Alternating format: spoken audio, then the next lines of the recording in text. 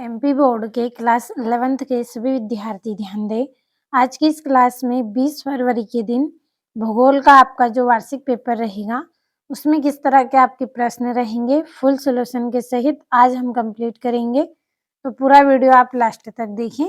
तो इस तरह के ये निर्देशांक आपके रहेंगे और बिना किसी देरी के चलिए शुरू करते हैं। पहला प्रश्न है आपका, सही विकल्प चुनिए। पहला है, निम्नलिखित में से कौन सा विषय कालिक संश्लेषण करता है? तो निम्नलिखित में से कौन सा विषय कालिक संश्लेषण करता है? इसका आंसर रहेगा इतिहास। तो द नंबर वाला सही रहेगा। दूसरा है, बरखान का निर्माण किस कारक के द्वारा होता है? तो बरखान का निर्माण पवन के द्वारा होता है। तीसरा है, पृथ्वी तथा चंद्रमा की न्यूनतम दूरी कब होती है? तो इसका आंसर आपका रहेगा उपसौर। चौथा है, जैव विविधता समृद्ध क्षेत्र है, तो उष्ण कटिबंधीय क्षेत्र इसका आंसर रहेगा। पांचवा है, बिहार का शोक किस नदी को कहते हैं?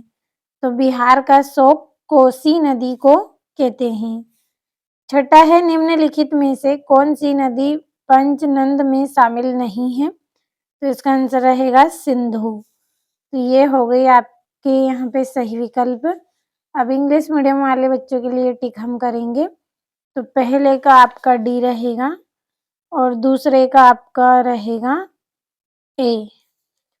तो स्क्रीनशॉट के माध्यम से कंप्लीट अच्छे से कर लेना है। अब यहाँ से आपका तीसरा जो प्रश्न है, तीसरे का रहेगा बी और चौथे का रहेगा आपका बी और जो पांचवा है, पांचवे का रहेगा ए और छठे का रहेगा ए। कंप्लीट अच्छे से करें। पूरे ऐसे प्रश्न बता रही हूँ जो एग्जाम में पूछे जाते हैं और लगातार आपको तैयारी करवा रही हूँ मैं एग्जाम की। और ये यहाँ से दूसरा प्रश्न, रिक्त स्थानों की पूर्ति कीजिए। पहला है, भू आकृति विज्ञान तथा जलवायु विज्ञान का अध्ययन डेडेस भूगोल के अंतर्गत किया जाता है? तो भौतिक भूगोल के अंतर्गत किया जाता है। तो यहाँ पे हम भर लेंगे भौतिक।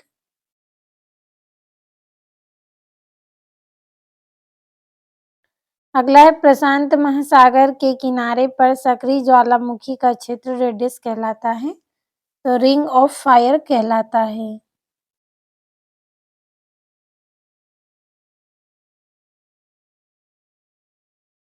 Ring of fire.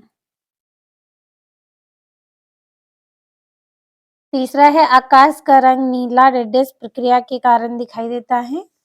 तो प्रकीर्ण के कारण।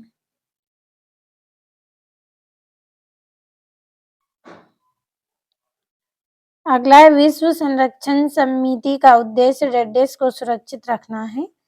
तो किसको? जैव विविधता को। तो इसका आंसर हम यहाँ पे भर लेंगे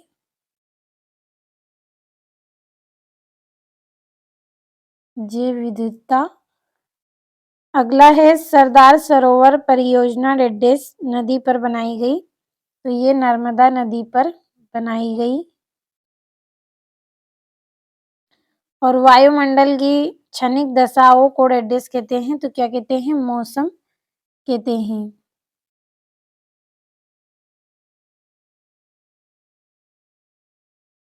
अब इंग्लिश मीडियम वाले बच्चों के लिए कंप्लीट हम करेंगे। तो ये यहाँ पे मैं सभी को भर रही हूँ, अच्छे से आप पढ़ लीजिएगा सभी को।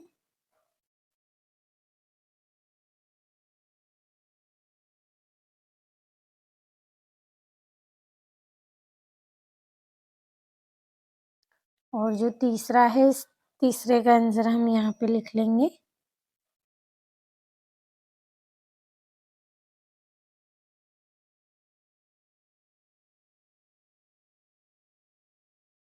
अब बढ़ते हैं अगले प्रश्न की ओर। अब यहाँ से चौथा कंप्लीट करेंगे।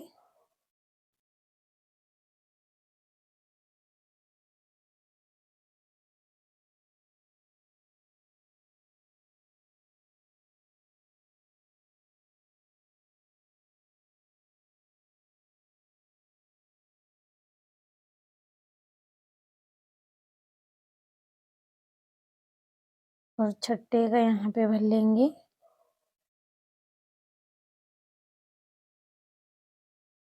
अब बढ़ते हैं अगले प्रश्न की ओर, जिसमें आपको जोड़ियां बनानी है। तो पहली आपकी जोड़ी है इस्वहन द्वारा सिद्धांत। तो इसकी जोड़ी आपकी रहेगी आर्थर होम्स। तो ये वाली पहली जोड़ी आपकी। दूसरी जोड़ी है पृथ्वी पर महासागरों की उत्पत्ति। तो 400 करोड़ वर्ष पूर्व हुई थी। अगला है व्रत ज्वार। तो इसका रहेगा पूर्णिमा तथा अमावस्या। और गांधी सागर बांध। तो इसका रहेगा चंबल नदी। और गर्मी की लहर लू। तो इसका रहेगा उत्तर प्रदेश। अब यहाँ से इंग्लिश मीडियम वाले बच्चों के लिए हम कंप्लीट कर लेंगे। तो यहाँ पे मैं नंबर डाल रही हूँ जोड़ियों पर। और ये तीसरी। अगला आपका जो प्रश्न है उसमें एक वाक्य में उत्तर लिखिए। पहला है भूगोल में प्रादेशिक उपागम का विकास किसने किया? तो कार्ल रीटर ने किया। तो हम यहीं पे लिख लेते हैं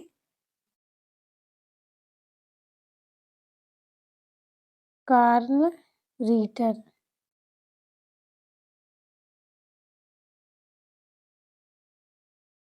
ये आपका आधा रहेगा कार्ल रीटर। दूसरा है प्रकाश वर्ष किसका मापन है?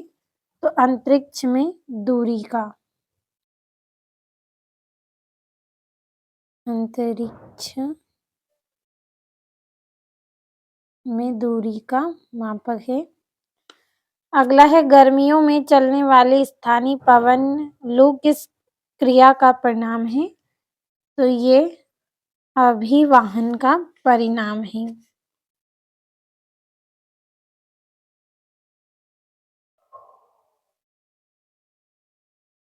अगला है भारत का दक्षिणतम बिंदु कौन सा है? तो इसका आंसर आप भरें। और ऊपरी वायुमंडल की वायु राशि बताओ जो भारत में मानसून पवनें लाती हैं। तो जैव प्रवाह। जैव प्रवाह रहेगा इसका आंसर। तो कंप्लीट अच्छे से करें। बढ़ते हैं अगले प्रश्न की ओर। तो यहाँ से इंग्लिश मीडियम वाले बच्चों के लिए हम कंप्लीट करेंगे। तो मैं यहाँ से जल्दी से भर दे रही हूँ इनको।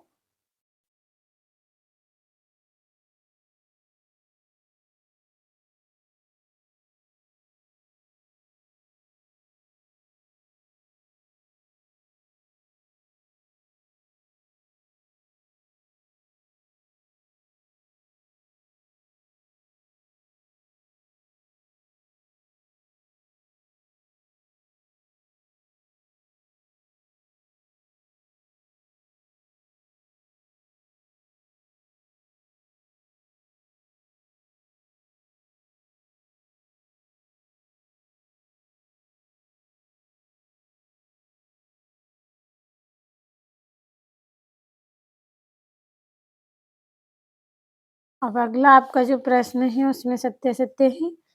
तो पहला है सुनामी आने का प्रमुख कारण भूकंप है। तो सत्य है। दूसरा है निक्षेपण अपरदन का परिणाम होता है। तो सत्य है। तीसरा है ठंडी जलधाराएं महाद्वीपों के पूर्वी तट पर बहती हैं। तो असत्य है। और मानव के आने से जैव विविधता में तेजी से कमी आने लगी थी। तो सत्य है। और भारत की संपूर्ण तट रेखा द्वीप समूह समेत 7,517 किलोमीटर है। तो सत्य है। और छठा भी आपका सत्य है। तो कंप्लीट अच्छे से करें। अब यहाँ से हम इंग्लिश मीडियम वाले बच्चों के लिए टिक करेंगे। पहला सत्य, दूसरा सत्य, तीसरा सत्य, चौथा सत्य, पांचवा और छठा भी सत्य। और यहाँ से आपका छठा प्रश्न भूगोल विषय का महत्व आपको लिखना है। कंप्लीट अच्छे से आप करें। चलिए बढ़ते हैं सातवें प्रश्न की ओर। सातवां है भूवी क्षेपी पवनी क्या है? और हॉट स्पॉट्स आप क्या समझते हैं? और भारत के पूर्वी तट को किन दो तटों से जाना जाता है? 10वां है यदि एक व्यक्ति को लक्षद्वीप जाना हो तो वह कौन से तटीय मैदान से होकर जाएगा? और ये आपका पश्चिमी तटीय मैदान पर कोई डेल्टा क्यों नहीं है और डेल्टा किसे कहते हैं? अब बढ़ते हैं अगले प्रश्न की ओर। तो ये यहाँ से 12वां है, भारत में अधिक सूखा प्रभावित क्षेत्रों के नाम बताइए और तापमान के व्युत्क्रम को समझाइए और महासागर की लवणता को प्रभावित करने वाले कोई 3 कारक लिखना है।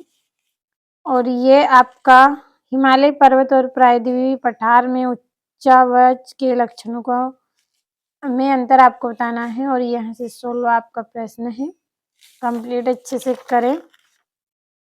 और यहाँ से भूकंप किसे कहते हैं?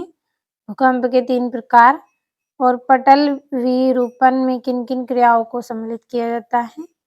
बाकी प्रश्नों का स्क्रीनशॉट लें, अच्छे से आप कंप्लीट करें। पूरे ऐसे प्रश्न बताए हैं जो 20 फरवरी के दिन एग्जाम में आपको देखने को मिलेंगे, तो कंप्लीट अच्छे से करें।